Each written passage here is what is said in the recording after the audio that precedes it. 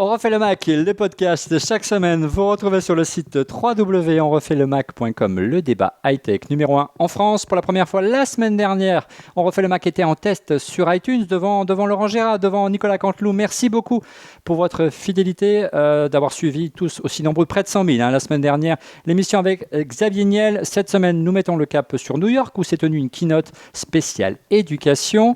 Tout de suite, c'est le sommaire. Le cartable numérique, un rêve pour bon nombre de professeurs et d'étudiants, une réalité pour Apple qui veut faire de son iPad la pierre angulaire de l'enseignement de demain. La Pomme a révélé à New York un logiciel gratuit pour créer des manuels et les principaux éditeurs outre-Atlantique vont diffuser leurs livres sur l'iBooks Store. Ce service, encore réservé aux États-Unis, pourra-t-il s'adapter à l'enseignement en France? Quels sont les freins à l'émergence des classes numériques? Doit-on s'inquiéter que ces manuels ne fonctionnent que sur l'iPad? Y a-t-il danger à confier la distribution numérique du savoir à une marque? On refait le Mac, épisode 87, l'iPad, un cartable numérique?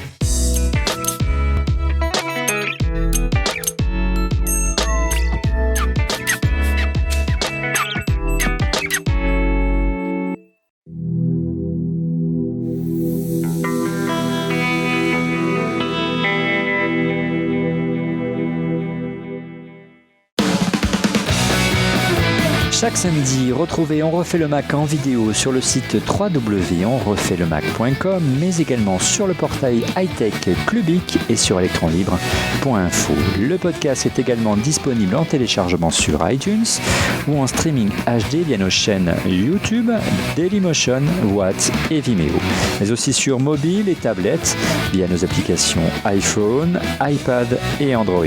Sans oublier chaque mois sur le CD-ROM du magazine iCreate.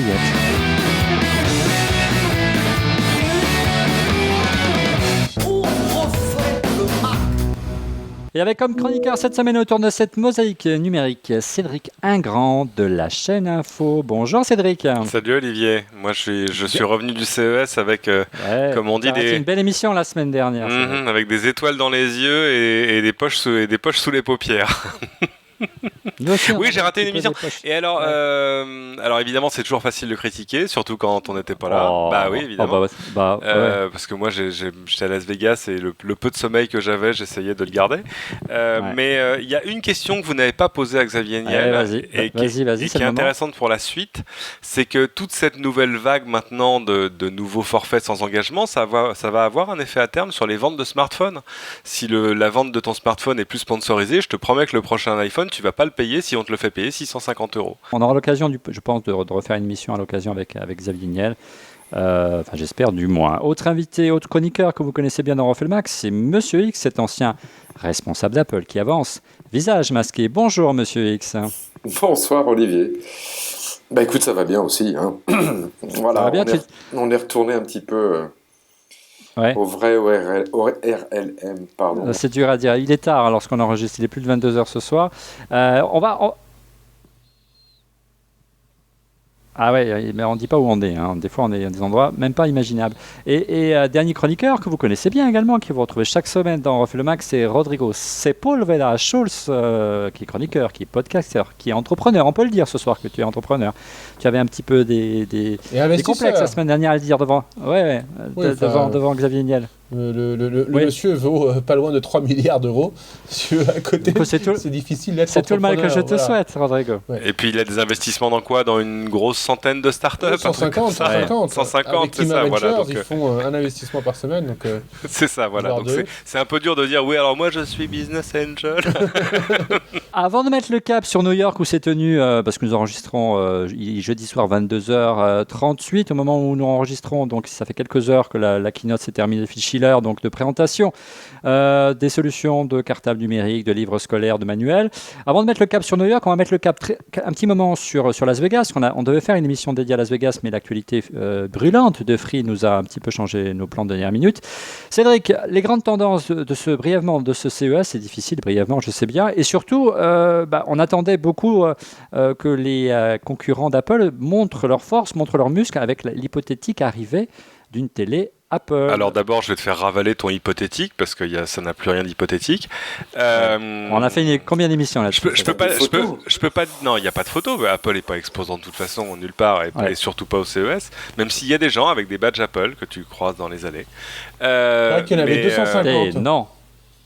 À 250, c'est fort possible, parce que là, je pense qu'en ce moment, ils doivent être en train de faire une veille extrêmement fine de ce qui va se passer sur le marché cette année, tu penses. Et donc, oui, évidemment, comment je te fais les grandes tendances d'un salon qui a 3000 exposants, tu vois, on va dire qu'on va se concentrer. Et qui a duré 4 jours. Tu fais l'exécutif summary d'Olivier Ezrati.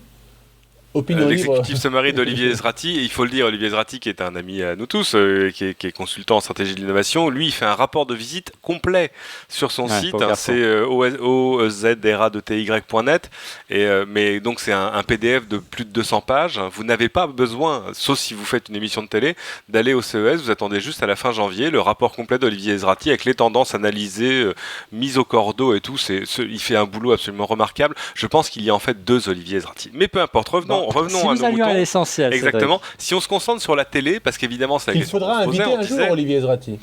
On va le faire venir. Non, il est pointu sur plein de trucs.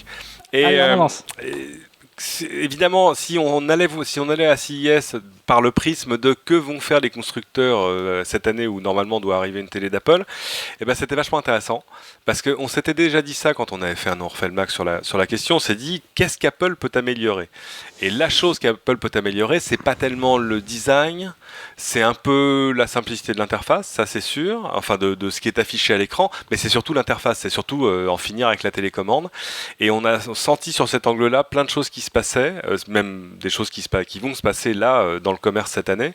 2 choses, chez LG, il y a une télécommande à laquelle on peut parler maintenant. Il aurait pu Comme c'est curieux. Il aurait pu nous le dire, parce qu'on m'avait invité. Voilà, mais dans la télécommande, ce qui est intelligent.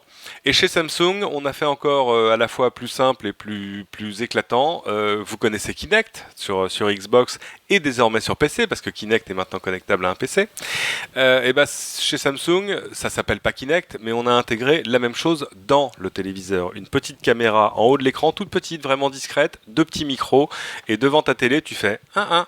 Et tout à coup, tu as le contrôle, tu peux changer les chaînes avec les mains, tu peux le faire aussi avec des commandes à la voix, Channel 12, et ça passe à la 12, etc. etc. La démo était absolument remarquable, tout à coup on se dit, c'est ça que je veux. C'est pas hyper compliqué, c'est pas d'une puissance infinie, mais alors vraiment dans le genre it just works, it just works. C'est-à-dire que on faisait des démos dans des pièces fermées parce qu'évidemment le bruit et tout ça, et ça marchait même avec des gens disant tenez monsieur, mettez-vous devant, dites ça, voilà, ça marche. Le calendrier quand même, on s'attendait à ce qu'il y ait une annonce d'Apple, parce que ça fait quand même depuis le mois d'octobre, début octobre, le lancement de l'iPhone 4S qu'Apple n'a pas fait de keynote et d'annonce majeure, et pour l'instant on ne voit rien venir. Si une télé d'Apple doit arriver, il ne faudrait pas trop tarder, parce que la concurrence, tu l'as dit, elle s'y prépare, et plutôt avec talent. Oui, c'est-à-dire qu'en fait, on avait tous le souvenir de ce qui s'était passé il y a 5 ans lors de l'introduction de l'iPhone. Et moi je sais, il y a des... C'est un effet de surprise, l'iPhone. Absolument. Que les concurrents ne s'attendaient pas. Il y avait une keynote prévue parce que c'était Macworld à l'époque. Ils savaient qu'il y allait avoir une keynote, mais ils ne savaient pas que le produit allait ressembler à un écran tactile multipoint, par exemple. Non. Voilà. Mais là, il y a quand même des constructeurs qui avaient un petit peu peur en disant Apple serait capable de faire une keynote pendant le CES, ce qui serait du dynamitage à distance. Ils ne l'ont pas fait. C'est un travail de démolition dans ces cas-là. Oui, c'est ça. Là, ça aurait été... Mais bon, il y a peut-être aussi des accords, parce qu'il ne faut pas oublier que Apple a fait quelque chose de très intéressant la semaine dernière. Ils ont publié la liste de leurs 200 plus gros fournisseurs d'électronique. En gros, c'est le who's who de l'électronique mondiale. Mais c'est bien, parce que là, enfin, on a les noms. C'est clair. De ses fournisseurs, tu veux dire. De ses fournisseurs, absolument. De ses fournisseurs et sous-traitants. Et ils sont tous là. LG, Samsung, Sharp, est-ce qu'il y a Sony? J'ai pas regardé. Des plus grands. Des plus petits au plus gros, de la PME d'électronique japonaise qui fait un composant d'accéléromètre, etc., etc. Et il y a peut-être des accords entre Apple et les gens qui vont faire par exemple les dalles pour eux. On murmure que c'est Sharp dans son usine de Zaka, disant vous faites pas d'événements pendant CES par exemple. Mais donc alors voilà, il y a plusieurs choses. Donc l'interface d'un côté et puis alors 2 autres choses. d'abord la sortie, ça y est, en vrai, de grands écrans AMOLED. C'est plus du LED, c'est de l'OLED, c'est-à-dire des écrans d'une finesse absolue. Vaillant dans l'émission. Exactement, 3 mm et demi d'épaisseur. C'est LG qui a sorti ça d'ailleurs. Oui, Samsung aussi, des écrans de 55 pouces, qui au début seront chers, de l'ordre de $6,000, mais ça va baisser très très vite. Une Palm, enfin c'était le prix d'un écran de taille comparable en plasma ou en LCD il y a 2, 3, 4 ans maximum. Et puis l'arrivée du 4K, mais là ça reste assez prospectif, c'est-à-dire la Super 4K, HD. C'est la Super HD aux tailles cinéma, quoi. Exactement. Ça va être taillé pour les écrans de cinéma immenses. Et alors justement, tant qu'on parle d'écran immense, et j'en terminerai avec ça, la tendance qu'on voyait chez tous les constructeurs, c'était des écrans dont la taille avait explosé. On disait depuis le début, les constructeurs ont maintenant du mal à gagner de l'argent sur des écrans de 32 pouces ou 40 pouces parce que la bataille est féroce. Aujourd'hui, tu achètes du 40 pouces pour moins de 500 €. Et ben ils ont trouvé la solution, c'est fuite en avant sur la taille. Quand tu allais sur le stand Sharp, parce que les seuls écrans que tu voyais vraiment, c'était 60, 70 et 80 pouces. 80 pouces, c'est plus de 2 mètres de diagonale. Inutile de dire que c'est des monstres un peu plutôt pensés pour le mur d'image, quoi. Un peu pensés plutôt pour le marché américain et des gens qui ont de grandes maisons. Mais il faut pas oublier que la télé d'Apple aussi, elle sera par essence d'abord pensée pour le marché américain. Donc voilà, tout ça était intéressant et ça laisse pas à Apple l'autoroute qu'ils ont pu avoir sur la téléphonie il y a 5 ans. Donc il va falloir qu'Apple innove autrement. Et ce autrement, j'ai beau chercher, je trouve pas pour l'instant. Alors, Monsieur X, on s'attendait, comme le disait Cédric, que Apple se positionne et réplique aux annonces qui ont été faites au CES avec la présentation possible d'une télévision. Et c'est plutôt sur le secteur de l'éducation où Apple a voulu faire une intervention. À New York, c'est pas un hasard, Monsieur X, puisque c'est là-bas que se trouvent les principaux éditeurs de manuels scolaires, entre autres. Monsieur X, l'éducation, c'est un secteur vraiment historique chez Apple du temps où vous y étiez. C'était l'un des secteurs où Apple était leader, entre guillemets, en dehors du grand public. C'est l'un des rares, d'ailleurs. Oui, d'ailleurs, je crois que Phil Schiller, comme d'habitude, quand on parle d'éducation chez Apple, a prononcé la célèbre phrase qui est « l'éducation est dans nos gènes ». Donc c'est vrai que... Notre ADN. Apple et l'éducation, c'est une grande histoire d'amour. Il y a toujours eu des équipes dédiées au marché de l'éducation, je dis au pluriel. Ça commence avec l'Apple II. L'Apple II, c'est l'équivalent du plan informatique pour tous en France, avec les fameux Memo 5 et TO7, ceux que les moins de 20 ans ne peuvent pas connaître, bien entendu. Là-bas, c'était l'Apple II. Il y a plein de gens qui ont découvert l'informatique avec l'Apple II aux États-Unis et qui a fait la fortune d'Apple en son temps. Oui, et puis ils ont eu une très très bonne écoute, on va dire, dans l'éducation supérieure, parce que, avec les premières machines Apple, beaucoup de gens dans les laboratoires ont utilisé ces machines-là, ont développé leur propre logiciel, fait de la programmation. Et c'est toujours une communauté assez fan, qui était peut-être, comme d'autres communautés d'utilisateurs Apple, délaissée. Mais il faut croire qu'elle l'était trop, ou alors que cette communauté compte encore pour Apple. Et ça, c'est plutôt la bonne nouvelle de ce keynote. Oui, sachant que même Apple est allé jusqu'à concevoir des produits sur mesure pour l'éducation. Je me souviens, vous étiez au sein d'Apple et vous étiez de vendre à l'époque votre Camelot, je me souviens. C'était notamment l'iMac ou même encore l'iBook qui à l'origine a été conçu et sorti au moment où Apple, ce qu'on appelle le back to school, au moment des rentrées scolaires. Oui. Et des grands marchés, parce qu'aux États-Unis, ça a une manière bien particulière, les marchés de l'éducation. Et puis surtout, dans les 10 dernières années, alors 2 produits qui n'ont peut-être pas été parmi les produits les plus starifié de la ligne Apple, mais un produit qui s'appelait le e-Mac avec un E. Ouais, l'iMac, c'est comme ça qu'on l'a appelé. Pas l'iMac, l'iMac avec un E. Donc c'était compliqué. Qui avait la forme d'une... E pour éducation. D'une tête de carlingue d'avion, et qui était une reprise de l'iMac original en forme de berlingot, mais en plus gros et en blanc. En plus grand, en 17 pouces à l'époque. Et qui était simplifié à l'escrème et sécurisé. Donc les vis, par exemple, du châssis n'étaient pas des vis qu'on pouvait retirer avec un tournevis normal pour pas que les élèves puissent retirer les vis, etc. Et le produit était très très abordable en termes de prix. Et puis il y avait un autre produit qui n'est pas un produit, on va dire, standard, mais vraiment pensé que pour l'éducation, qui est la classe mobile. Alors je ne sais pas si elle se vend toujours chez Apple, mais c'était un chariot magnifique, fait sur mesure, avec une dizaine de portables, une borne AirPort pour les relier et une imprimante. Et on l'appelait classe mobile, tout simplement parce que l'argument de base c'était de dire vous êtes une école, pas besoin d'équiper tous les élèves ou même la moitié des élèves avec des ordinateurs, il vous suffit d'avoir cette classe mobile et puis pendant le créneau informatique dédié à vos élèves, vous passez la classe mobile de salle en salle. Sur Internet. Ouais, et le prof avait un logiciel particulier pour pouvoir regarder ce que faisaient les élèves sur les iBooks. Voilà, donc c'est une longue histoire d'amour entre Apple et l'éducation. Alors, on va revenir tout de suite sur le côté appareil sur mesure, parce que moi je m'attendais à ce que ce soir Apple présente aussi peut-être une version customisée, version éducation de sa tablette, parce que c'est pas forcément en matière de solidité ce que vous avez derrière moi, le summum avec sa dalle en verre notamment. Mais un petit mot à Rodrigo, le côté obscur, l'entrepreneur. Le fait de toucher comme ça les jeunes, c'est vachement important pour évangéliser autour d'un standard informatique.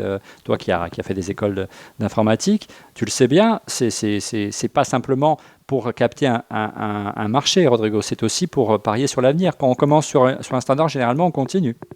Je suis 100% d'accord avec cette assertion. Absolument. C'est le premier truc, effectivement, c'est leur faire goûter très jeune à un univers qui n'est pas Windows, qui n'est pas Linux, qui est l'univers Apple, dans lequel ils vont rester pendant le reste de leurs études, dans lequel ils pourront peut-être évangéliser les autres. Il y a autre chose. On se rend compte... Enfin, je dis de la palissade, là, mais on se rend compte que les jeunes sont natifs digitaux. Ils commencent avec un ordinateur au berceau maintenant. Et... Les centuries, comme on les appelle aujourd'hui. Quoi ? Les centuries, ceux qui sont nés avec le nouveau millénaire. Ah ouais, les centuries. Le nouveau siècle. Eh ben ouais, on te demande quand il ne sait pas. et donc, il faut leur acheter une machine à ces jeunes. Ouais.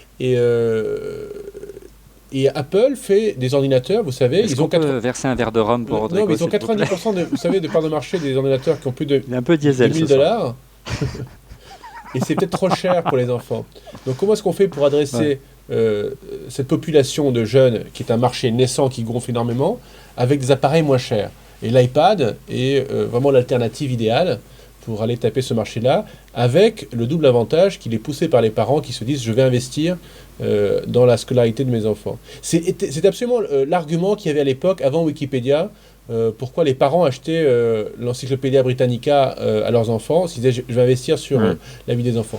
Donc à mon avis, c'est pas que pour les faire entrer dans l'univers Apple, c'est qu'ils ne pouvaient pas vendre à ce segment-là des ordinateurs Mac trop chers, et donc ils viennent avec l'iPad, avec la double caution des parents par-dessus. Oui. Alors on sait qu'aux États-Unis, le marché de l'éducation est beaucoup plus développé qu'en France, que les universités achètent des machines pour les étudiants.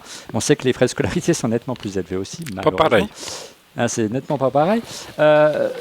Il y a un frein, d'une manière générale, toi qui suis bien l'actualité high-tech depuis de nombreuses années, en France, pour numériser. Et ce premier frein, c'est les enseignants eux-mêmes, peut-être, Cédric, parce que c'est pas évident de se mettre du jour au lendemain à l'informatique. Je pense que c'était vrai quand toi et moi, on était à l'école. Je pense que ça l'est moins aujourd'hui.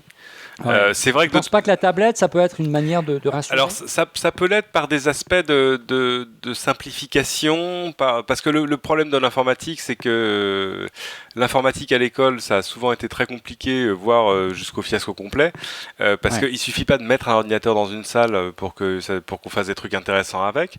Et puis, on ne peut pas... comment dire une fois que ces machines sont installées, faut une maintenance, faut arriver à avoir des gens qui mettent des logiciels dedans, qui s'assurent que ça marche, qui s'assurent qu'il n'y a pas de virus, etc.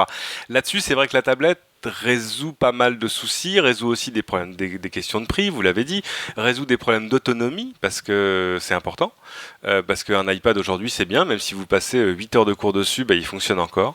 Donc de ce côté-là, rien à redire, c'est peut-être le début de la solution, même si, tu l'as dit au début, je suis pas sûr que le hardware soit entièrement adéquat, parce qu'aujourd'hui ton iPad il tombe de ta table, si le sol est dur, après, il faudra un autre iPad. Mais c'est vrai que ça aurait été pas mal. Alors, Olivier, j'ai regardé sur le site d'Apple, juste après la keynote, ils ont mis en ligne une vidéo marketing comme ils font d'habitude, mais qui est très longue. D'habitude, c'est des vidéos qui font 1 à 2 minutes. On va un extrait. Elle fait 7 minutes, dans laquelle ils développent les 3 audiences qui cherchent à joindre, qui sont les étudiants, qui sont les professeurs et qui sont les éditeurs de manuels. Donc il y a les commentaires de chacun, sauf des étudiants, mais on les montre. Et puis ils développent les arguments. Et ils disent, les manuels scolaires aujourd'hui c'est lourd, c'est ce que disait Cédric, l'iPad, ça a le poids de l'iPad et tous les livres tiennent dedans. En effet, c'est vrai. Ils disent, les livres scolaires, et c'est vrai, sont extrêmement chers aux États-Unis, 60 à $100, donc ils vont peut-être casser ici ce marché-là, sachant qu'en plus, eux, ils font leur beurre sur le matériel, pas sur le contenu. Ils disent que les livres sont très longs à produire et qu'une fois qu'on les produit, ils durent 5 ans.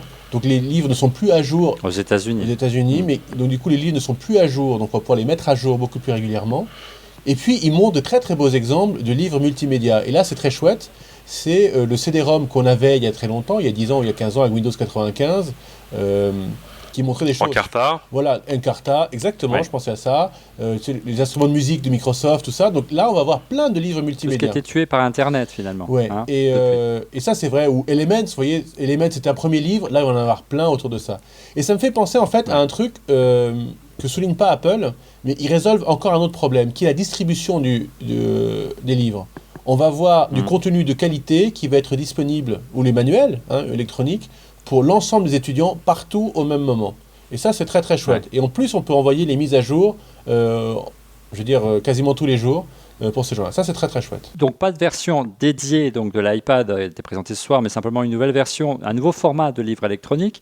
Et surtout, Monsieur X, une nouvelle solution pour pouvoir réaliser ce livre électronique, pour pouvoir produire ce contenu qui permet d'alimenter l'iPad.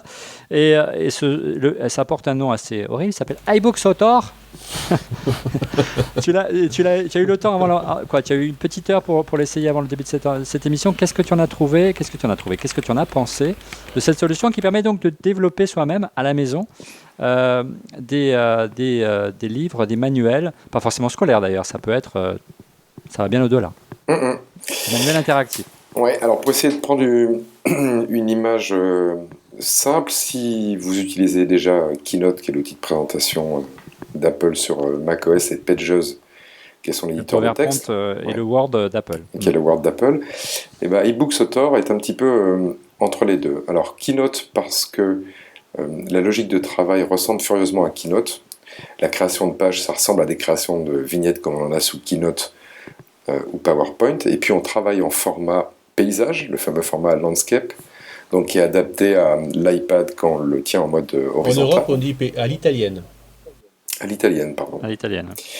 Donc ça, c'est vraiment, ça fait vraiment penser à Keynote. Et puis ce qui fait penser à Pages, c'est la bibliothèque, on va dire, d'exemples qui est proposée pour pouvoir commencer à créer ses premiers livres. Donc les fameux thèmes, avec une logique qui est assez proche de celle de Pages, où on vous propose de pouvoir faire une lettre type ou un CV. Ici, on va vous proposer, par exemple, d'utiliser un thème type pour pouvoir créer un livre dans l'univers de la biologie ou un dans l'univers de l'astrophysique. Sans programmation, Monsieur X. Donc c'est sans programmation. On est vraiment en train d'écrire en fait un document. Je pense. Et on l'a pas dit, c'est gratuit. C'est un outil. Alors, c'est gratuit. Oui, absolument. Ouais. Moi, ça m'a fait penser à des designers qui travaillent juste à côté de mon bureau et qui créent sous Illustrator des fois des illustrations. Ça ressemble un petit peu à ça, sauf que là, c'est extrêmement simplifié, évidemment, dans les thèmes qui sont proposés. Et on commence d'entrée de jeu à créer ces pages avec un thème. Et puis, on va le mettre du texte. Et puis, comme le permet la suite iLife et iBook Author tire bénéfice de ça, on va pouvoir ramener des éléments comme des vidéos et tout un ensemble de contenus multimédia. Ce que donne iBook Author, et qu'on ne voit pas forcément, c'est la logique d'enchaînement des chapitres. Et puis, c'est le moteur derrière qui va permettre de publier son livre une fois que le travail est fait, dans un format qui n'est pas tout à fait le format standard. Alors, c'est un nouveau format qui va plus loin que le format qui ressemble plus à entre guillemets, un PDF interactif. Là, ça va beaucoup plus loin. Il y a la 3D, il y a de la vidéo, il y a des animations, il y a des liens web. Vous remarquez que c'est un nouveau format propriétaire. À Adobe. Ouais, Adobe. Sans doute. C'est un pied de nez Adobe. Alors, Adobe, c'est Flash, la bataille d'Apple contre Adobe. Encore un. Un outil de création de PDF, un outil de création d'e-books.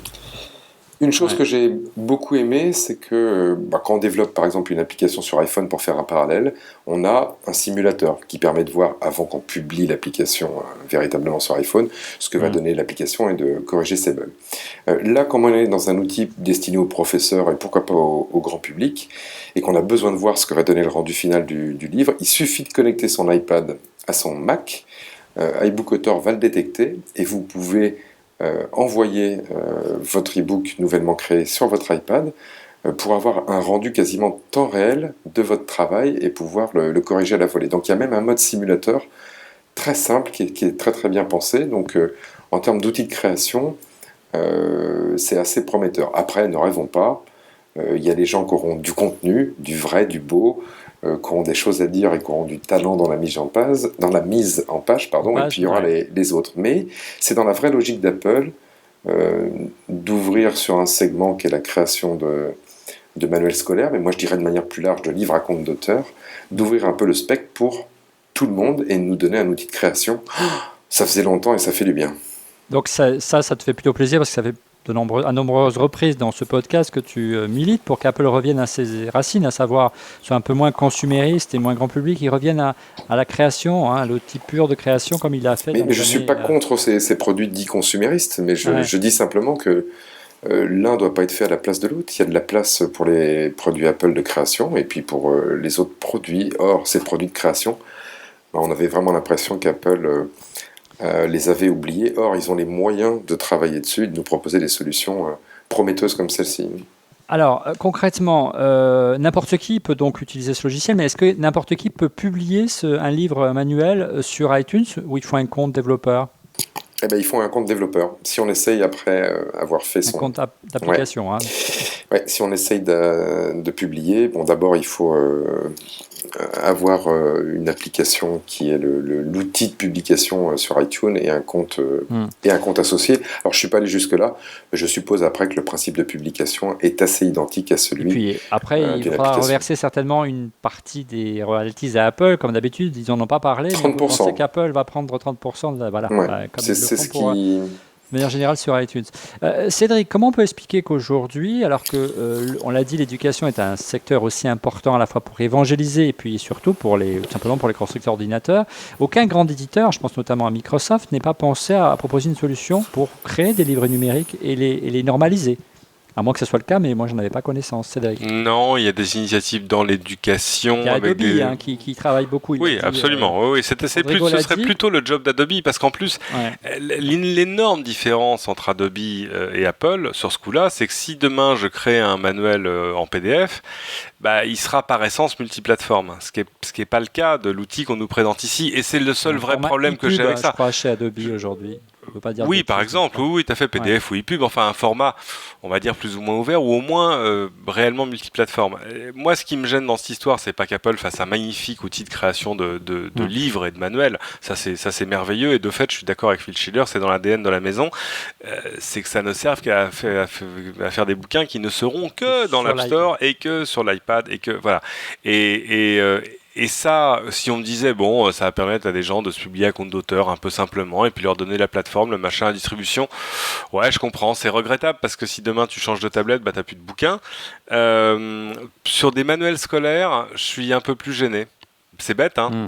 Mais un manuel scolaire monoplateforme, voilà, il y a un truc qui là pour le coup est pas dans mon ADN à moi, quoi. Il y a non, pas universel, mais au moins que la vie de ces manuels aille plus loin que les seuls appareils d'Apple. Rodrigo parlait du prix tout à l'heure en disant un livre de classe aux États-Unis c'est $75. Bah oui, parce que justement il l'a dit, ça vit 5 ans. Oui, ça va être vendu 15. En passant de main en main, oui, mais il y a beaucoup de mais.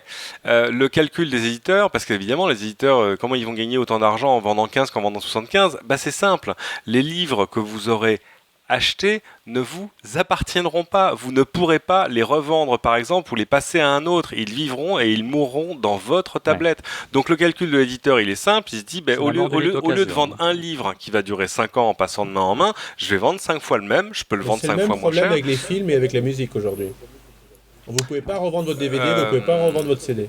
Ah si, les DVD et les CD, tu peux les revendre. Mais quand tu downloads la musique d'iTunes Store ou un film sur l'iTunes Movie Store, tu peux pas le revendre. Ah oui, bien sûr que non, ça tu peux pas. Il y a un autre problème. Il y a un autre problème avec cet outil. Oui, il est gratuit. Oui, il permet d'exporter en format texte, donc on n'a pas toute la partie d'animation multimédia. Oui, en PDF aussi. On peut exporter en PDF. Il n'y a pas toute la partie animation multimédia. Mais, si on veut l'exporter en iBook, on peut l'exporter que vers l'iBook Store. D'accord. Bon. Moi, j'ai réussi à le... Ah oui, tu as raison, j'ai réussi à le sauvegarder en local. Et c'est dans le contrat, ce qui veut dire que si vous utilisez cet outil pour publier un livre multimédia et que vous voulez le vendre, le contrat vous dit vous devez le vendre par Apple. Donc, dès que vous créez quelque chose, il faut donner 30% à Apple. C'est comme si je vous disais, vous prenez une photo, Photoshop, 30% pour Adobe. Sûr. Je fais un texte sur Word, 30% pour Microsoft. Ouais. Bizarre quand même, non, comme approche. Ouais, dans ces conditions-là, c'est un peu logique que l'outil soit gratuit, si tu veux. Manquerait plus qu'on te le fasse payer. Mais bon, quoi qu'ils font pour les développeurs, c'est très... licence développeur. C'est l'autre ADN d'Apple, c'est celui qu'on aime moins, c'est-à-dire c'est le bac à sable fermé, quoi. C'est merveilleux, c'est un super bac à sable, tout propre et beau. Il y a beaucoup de questions Twitter sur ce sujet-là. Est-ce qu'il n'y a pas effectivement un danger de proposer les manuels scolaires sur un écosystème qui est propriétaire? Voilà. Bah ouais, ça pose question parce qu'évidemment après ça loque aussi les écoles, les universités, etc. qui feraient appel à ce genre de solution. Donc on voit, on évangélise, on les met sur un standard, mais après on les coince. Mais ça c'est le propre de beaucoup. C'est un modèle vertueux, mais vertueux surtout pour Apple, quoi. Monsieur X, on le disait tout à l'heure, il y a un intérêt parce qu'il y a une valeur ajoutée d'avoir l'ensemble de ces manuels scolaires dans un cartable numérique. Les enfants n'auraient pas forcément, ou les adolescents, à se balader avec 20 kilos de bouquins dans le dos. Ça, c'est plutôt un bon point. Mais l'avantage, il est aussi peut-être pour les collectivités, pour le cas de la France, qui, elles, achètent, que ce soit la mairie, les conseils généraux, les conseils régionaux, j'ai l'impression de retourner à la fac, et de mes droits, mes vieux cours, passons, qui aujourd'hui achètent régulièrement les livres pour fournir aux étudiants ou aux élèves. Là, il y aurait acheté qu'une seule fois et faire des mises à jour. Donc là, il y a un vrai avantage pour ceux aujourd'hui qui dépensent beaucoup d'argent pour l'éducation en France aujourd'hui. On ne dit jamais assez, mais il y a concrètement une économie possible grâce à la numérisation de ces livres scolaires, au-delà de l'iPad, monsieur X. Je ne crois pas une seconde à ce que tu viens de raconter. Vas-y, explique. Tu sais très bien que je suis candide comme garçon. Non, mais ça va être assez simple. Bon, je ne suis pas ultra familier du système, évidemment, de l'éducation aux États-Unis, mais la grosse différence... Tu fais du marketing. avec la France, c'est que le système là-bas n'est pas national et qu'il n'y a pas cette notion d'éducation qui doit être la même et obligatoire pour tous entre 6 ans et 16 ans, avec des manuels qui sont des références nationales. Il y a une beaucoup plus grande liberté en termes de manuels au niveau des États, voire des villes. Et puis, en gros, si on a de l'argent, on peut mettre ses enfants dans des écoles qui ont beaucoup de moyens. Voilà. Ouais. Il n'y a pas de différence de moyens aujourd'hui en France, trop apparente, entre une école primaire qui est à Agen et puis une école primaire qui est dans le 92, sauf peut-être pour certaines écoles privées. Voilà. Donc les financements sont assez standards dans ces écoles primaires et il n'y a pas de la place pour payer des tablettes Apple ou à 500 €. Quand tu étais chez Apple et que tu essayais de fournir, pas toi, mais tes équipes ou tes collègues qui essayaient de fournir les classes numériques que tu nous as décrites tout à l'heure, le principal frein, c'était les deniers, concrètement, c'était ça? Oui, absolument. Et puis le fait qu'il y a un processus d'accréditation et de validation de l'outil, c'est extrêmement long.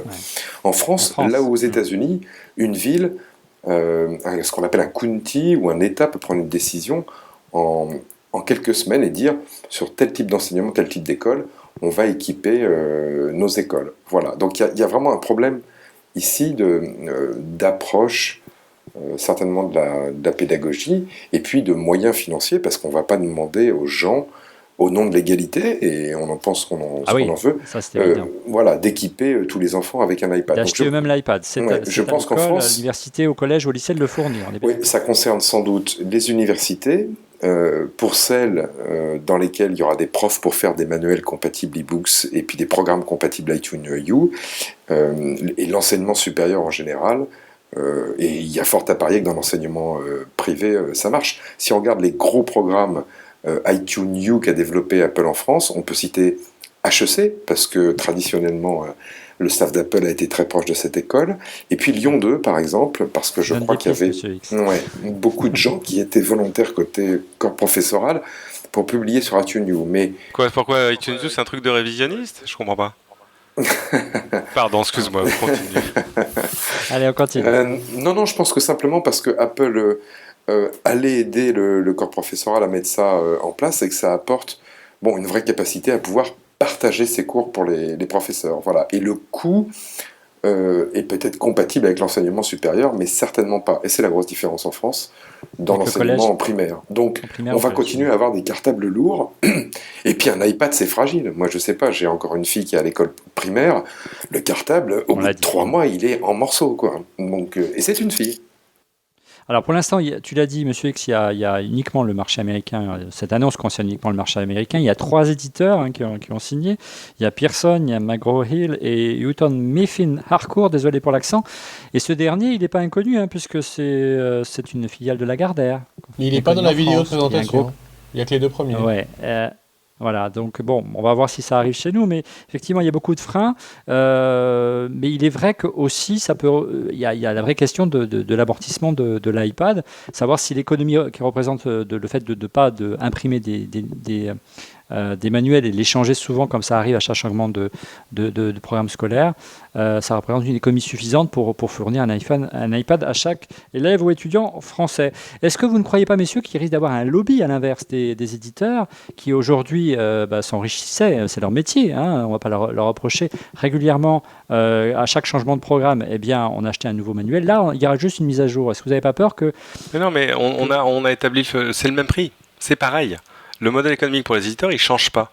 Pour les mises à jour, on ne connaît pas les prix des mises à jour encore. Non, mais est-ce que seront-elles payantes ? Mais ils vont pas faire je te rassure, le rythme de mise à jour des manuels scolaires, ça change pas. Parce que, et là aussi, d'ailleurs, il y a des process. Je sais pas comment ça se passe aux États-Unis. Validation. En France, il y a la commission des méthodes du CNDP qui valide chaque bouquin, etc. Et quand on change même, tu vois, la méthode d'anglais de 6e, qui est pourtant pas un truc qui change tous les 4 matins, et ça repasse devant une commission des méthodes. Il y a un process. Donc ils vont pas faire des mises. C'est pas des mises à jour de VLC, tu vois ce que je veux dire.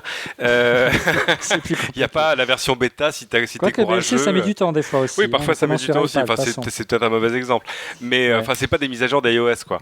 Donc, et vu que le modèle économique pour les éditeurs, il se réforme un peu, mais en gros, ça va leur rapporter à peu près la même chose, moins la commission d'Apple. Mais enfin, j'imagine que la distribution leur coûtait déjà de l'argent. Finalement, ça change pas grand-chose.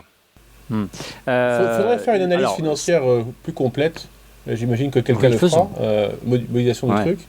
Mais en effet, vous savez, dans l'édition, l'auteur prend 9%. S'il le vend beaucoup, au-delà de 3000 livres, il monte 10, 11, 12, 13. Sur les manuels, c'est beaucoup plus. Ah ouais, je sais pas. Enfin, sur les manuels, c'est plus parce qu'il y a un côté rente. Voilà. Quand ton manuel, il a été, en tout cas en France, quand ton manuel, il a été validé par les commissions des méthodes du CNDP, etc., et que c'est l'un des, je sais pas, je dis une bêtise, mais l'un des 4 manuels possibles pour espagnol seconde langue. Tu sais que ton manuel il va se vendre. Et puis après il y a l'éditeur qui se prend en 30-40 et puis après il y a la distribution, les ex-NMPP. Ici il n'y en a plus, quoi. Donc on remplace les NMPP par Apple, 30%. Exactement. Mais il n'y a pas le truc de... Enfin, les NMPP, c'est pas pour le livre, mais bon, peu importe. Mais en même temps, c'est différent parce qu'en France, avant la seconde, ce sont les collèges qui payent les bouquins. Donc tes frais de distribution, ils sont réduits à presque rien. Après, de fait, tu passes par le libraire. Il y a tout le financement des inventaires qui a plus. Absolument, mais regarde là. Oui, mais c'est ce qu'on disait sur le livre numérique en général. Tu t'aperçois que les prix n'ont pas beaucoup baissé. On pensait que ça allait tout diviser par deux. Dans ce cas-ci, on passe de 60 à $100 à 15. Donc là, pour le consommateur final, le prix facial divisé par 4, c'est très bien. On peut plus le revendre, mais c'est pas très grave. Non, c'est très très smart comme move d'aller là-dedans. Mais c'est vrai que c'est un pan de l'édition extrêmement particulier parce que l'édition c'est quand même de l'événementiel et des coûts avec un P. Regarde Lagarde et Michard ou un Becherel, c'est une rente à vie. Bien sûr, mais ce truc, c'est pas que pour les livres scolaires. C'est pour n'importe quel livre. Non, bien sûr. Ça peut intéresser de la presse, par exemple, ici, parce que nous sommes à la rédaction de la CRIAD, je ne l'ai pas précisé, ça nous permettrait de faire, par exemple, des magazines de tutoriaux assez facilement, interactifs, beaucoup plus facilement qu'on peut le faire. C'est pour ça que moi, je pense vraiment l'avoir à peine manipulé, et puis de ce que je comprends, au moins du marché en France, c'est un très bon outil pour l'enseignement supérieur.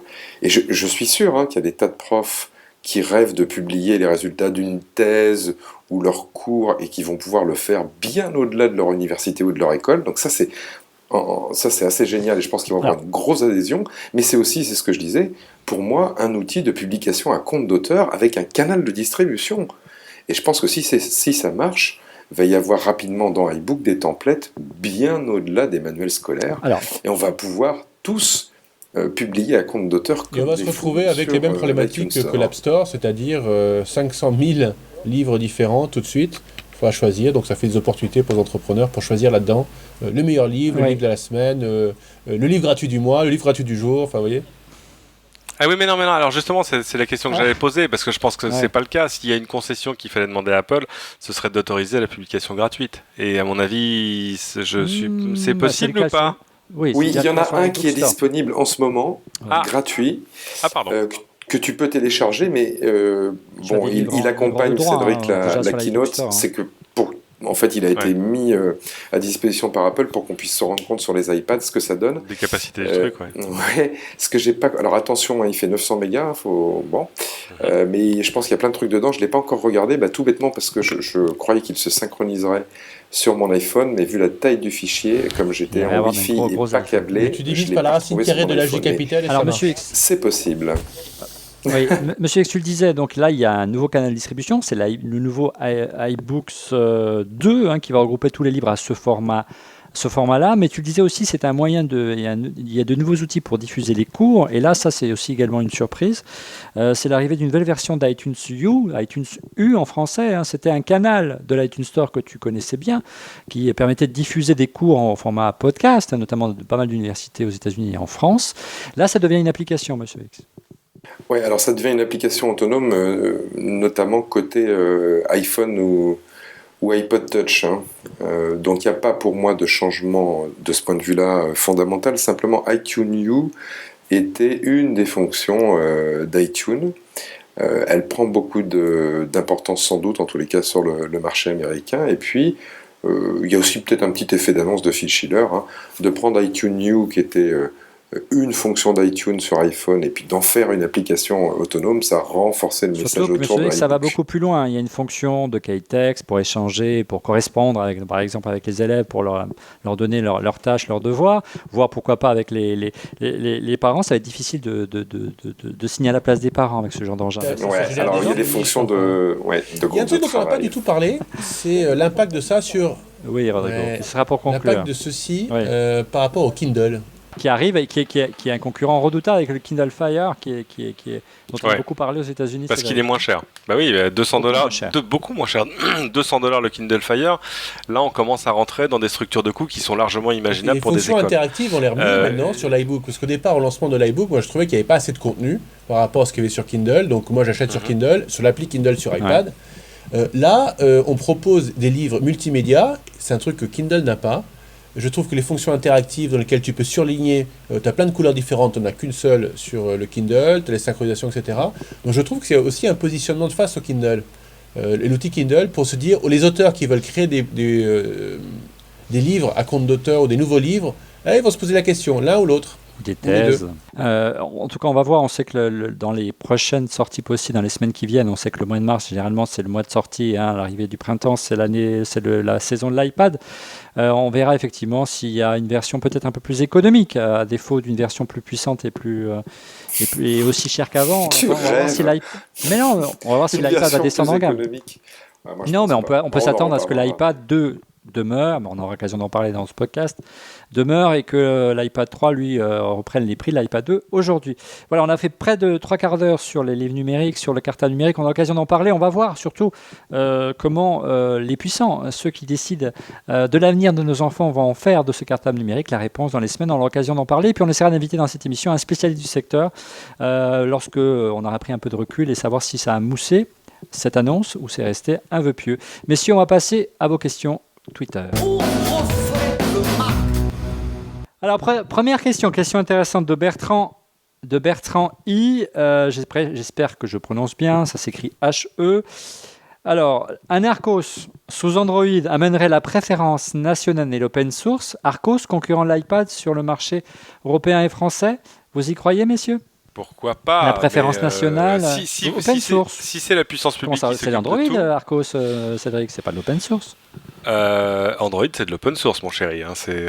Tu peux aller ouvert, mais tu peux aller télécharger les sources d'Android et faire ce que tu veux avec. Moi, j'ai vu ça sur le stand de Haier. Les Chinois à CES, eux, ils n'ont pas fait Google TV parce que là, il faut signer des accords et tout. Ils sont allés chercher le code source d'Android, ils l'ont mis dans une télé. Badaboum. Bah non, t'as pas besoin de demander. Non, mais c'est même pas le problème. Le truc, c'est qu'évidemment, si c'est la puissance publique qui s'en occupe et qui fait un appel d'offres, par exemple, en disant nous allons équiper les écoles de tablettes et donc nous allons choisir nous allons avoir des critères techniques de prix, etc. De fait, ça pourrait être Arcos qui gagne. Mais il n'y a pas tout le système de publication derrière, même si je te garantis que si demain Arcos devient la tablette standard de toutes les écoles françaises, des systèmes de publication, tu vas en voir arriver, mais assez rapidement. Une question récurrente sur Twitter, donc je ne citerai pas forcément une personne, parce que beaucoup de posent la question. Est-ce qu'il n'y a pas un risque, justement, parce qu'on en parlait avant l'émission, de censure sur l'iTunes Store, à savoir qu'Apple déciderait de retoquer une application, en clair un livre scolaire, comme il a pu le faire pour des applications sur l'iTunes Store. Monsieur, est-ce qu'il y a un vrai risque de ce côté-là ? C'est le même risque qu'on avait discuté avec Nicolas de Morand. Quand tu as quelqu'un qui te file l'outil de création et la chaîne de distribution à l'autre bout et qui, au milieu, fait une validation qui est une censure, hein, Apple s'en cache pas, bah ouais, tu t'exposes à avoir Apple qui est tout puissant dans le filtrage. Moi je te dis, le monde diplomatique chez Apple ça passera jamais. C'est tous des altermondialistes et les anciens cocos. Donc le risque il est là. Et dernière question récurrente sur Twitter, c'est concernant les risques de vol. On parlait beaucoup de casse, mais les risques de vol, on sait qu'aujourd'hui il est facile malheureusement de se faire faucher chez nos plus jeunes ces objets high-tech, il vaut mieux le déconseiller de les amener à l'école. Là, carrément, les iPads, ça va faire des ennuis. C'est-à-dire, oui, mais non, parce que à ce moment-là, il faut que ce soit des iPads lockés, quoi, des iPads qui ne servent que de manuel, enfin qui n'aient que des usages pédagogiques, pas des trucs que tu puisses connecter à ton PC ou à ton Mac. Pour éviter que le gamin joue aux jeux vidéo pendant les cours, c'est ça ? Oui, c'est ça, parce que sinon c'est Angry Birds à tous les étages. Tu vois ce que je veux dire ? C'est quand même un peu. Jouer en réseau, trop bien. Et il y a Internet en plus, il y a Facebook. Ah bah c'est bon. Alors là, je veux dire, c'est la fin des problèmes de discipline en classe. Je veux dire, plus personne ne bouge. Là, t'entends une mouche voler tout à coup dans les classes, mais je suis pas sûr que ce soit le but recherché. Mais restez chez vous carrément avec votre iPad maintenant. Exactement, dans le canapé. Non mais ça, c'est pas une remarque non plus en l'air. Peut-être, au moins aux États-Unis, que ça va permettre, je crois que c'est Rodrigo qui le disait, un accès à tous au même moment d'un certain nombre de manuels, ou même de manuels auxquels les gens n'avaient pas accès. Moi j'ai tel manuel de maths et puis j'ai accès à un autre manuel de maths, et favoriser, parce que je crois que c'est assez populaire aux États-Unis, l'éducation à distance. Voilà, ça peut amener ça. Mais pas que. Alors, si on fait abstraction du prix de l'iPad et du débit, c'était la mission originelle de OLPC, qui était One Laptop Per Child, qui était le projet de Nicolas Negroponte au MIT. Ah, ça y est, vous en parlez enfin. Je croyais que Cédric allait en parler. Justement, d'apporter des manuels scolaires et d'apporter de l'éducation et de l'information dans les pays les plus reculés, les pays en voie de développement, en particulier sur ces sujets-là. Donc l'Afrique, par exemple, ou un bout de l'Amérique latine. C'est vrai que paradoxalement, c'est peut-être les pays où il n'y a pas aujourd'hui des structures très développées de réseau haut débit, où il y a des difficultés pour simplement enseigner, ou peut-être que les cartables numériques, peut-être pas l'iPad, mais des solutions nomades pour apprendre, pour enseigner, on aura les plus de chances de s'imposer, parce que tout simplement, ça revient moins cher que de mettre en place des structures traditionnelles dans ces pays qui n'en ont pas. Mais on aura l'occasion d'y revenir. Il y a un dernier point, c'est que ces livres, il faut les acheter, et donc il faut un compte Apple. Et comme vous savez que sur iPad, on est monocompte, c'est un peu embêtant, donc je ne sais pas comment ils vont résoudre le fait que chaque gamin dans la famille va avoir son propre iPad. Chaque gamin va avoir son propre iPad, je vous le dis. Ah, toi, tu es sûr.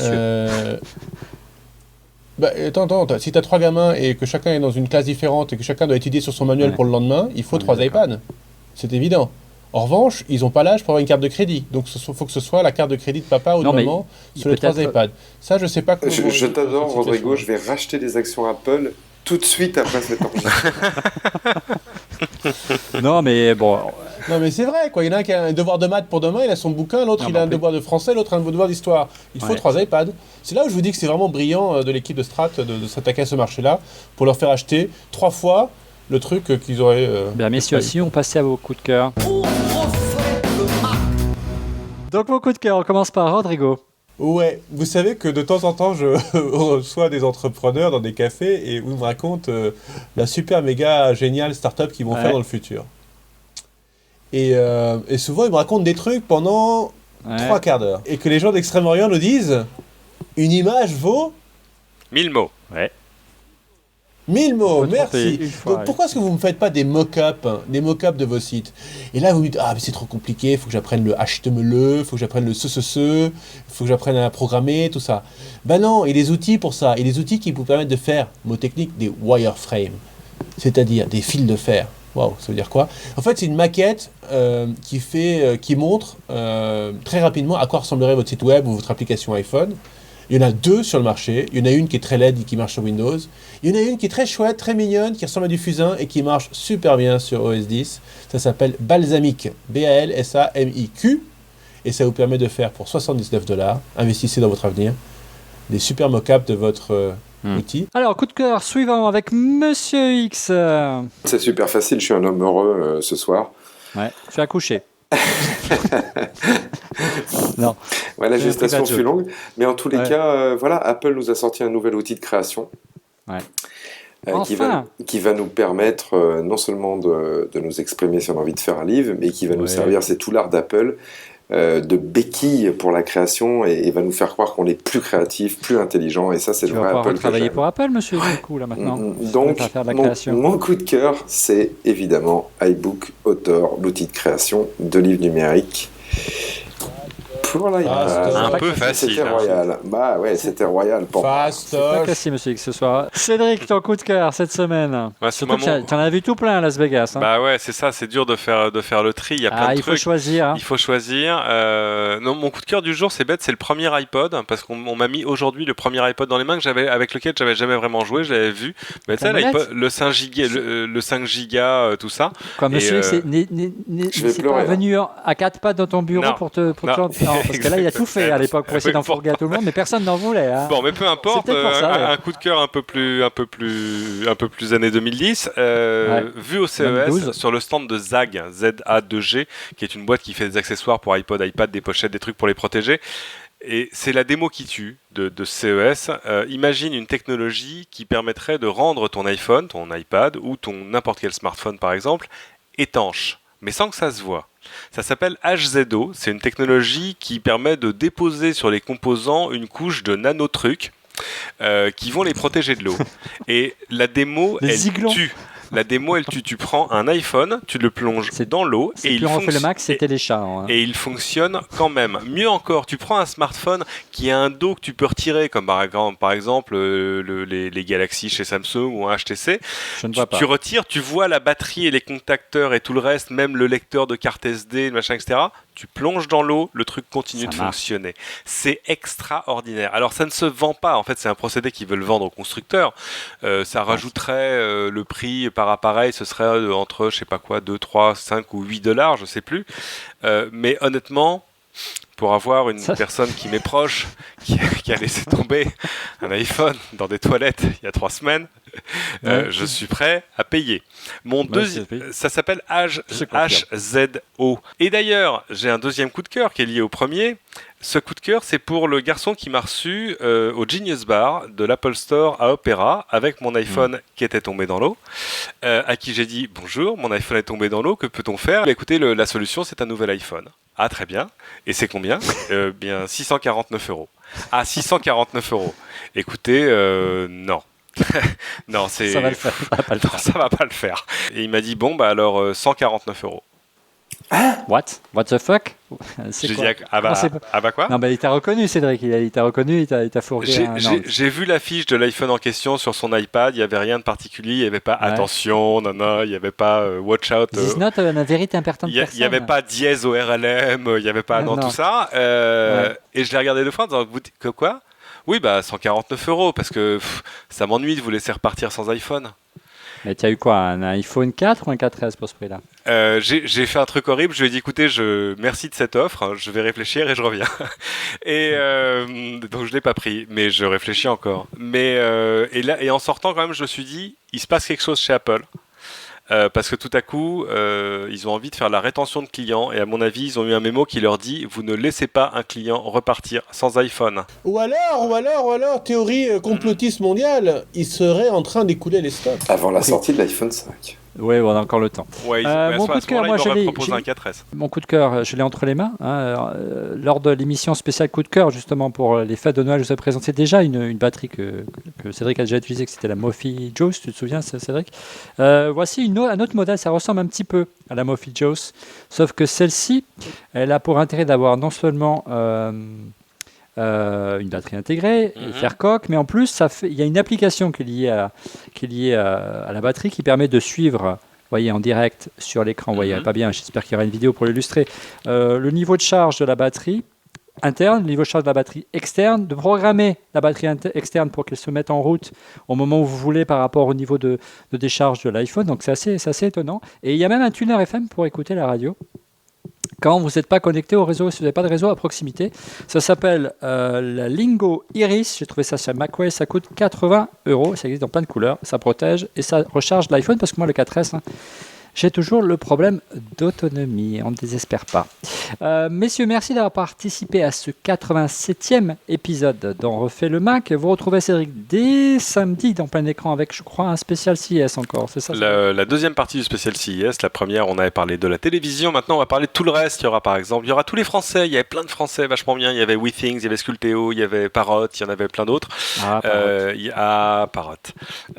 Enfin, pour le nouvel Air Drone, évidemment. Et voilà. Donc plein de tous les nouveaux joujoux et puis la démo de l'iPhone qui fait plouf dans l'eau et qui fonctionne quand même. Rien que pour ça, vous ne pouvez pas rater cette émission samedi 14h10. Et quant à Monsieur X, vous le retrouvez, j'espère, la semaine prochaine dans sa cuisine, non pas dans ses toilettes comme cette semaine. Et vous le retrouvez sur Twitter /TrueMrX, @TrueMrX. À la semaine prochaine, Monsieur X. Et Rodrigo, bien sûr, sur son blog et sur son Twitter @Rodrigo. Messieurs, à la semaine prochaine. Oui. Je fais un appel à la population. Appel à la population. Vous avez été 100 000 à le regarder la semaine dernière. Et @Cédric, il a plus de followers sur Twitter que moi. Il a commencé plus tôt. Et moi, je suis à 8 003. Mais je pense que vous allez être bon avec moi et que vous allez en masse suivre Rodrigo. Non. Et Roderick. C'est de la retape, monsieur Rodrigo. Ça se fait pas. C'est de la réclame, ça. Il est prêt. Mais ça se fait à la fin, c'est gentil. À la fin, c'est gentil. Les internautes d'On refait le Mac ne sont pas comme ça. Et j'espère qu'ils ne se suivront pas et qu'ils suivront plutôt Olivier Frégara. Voilà, c'est dit. On se retrouve donc la semaine prochaine. On essaiera de parler peut-être la semaine prochaine des concurrents de l'iPhone, notamment d'Android. Il se passe beaucoup de choses du côté à la semaine prochaine. Au revoir.